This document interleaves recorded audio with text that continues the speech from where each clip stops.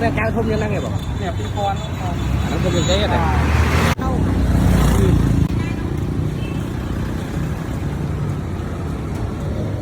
Pong tu có à tu bây giờ cao hơn năng tiền ớt phải đã cao tù chân không mà chả mà cao buồn con nhỉ con nó cay cũng nghĩ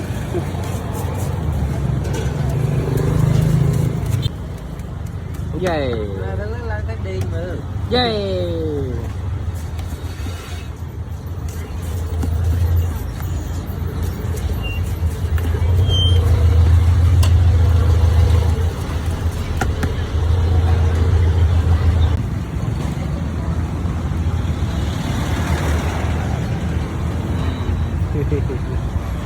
ồ tuyệt vời ạ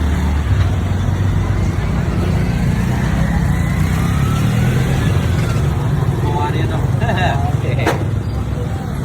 hai một mặt tô đi em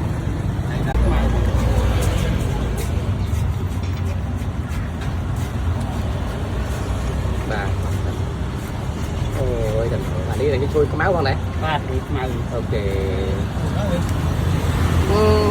Trong này nha.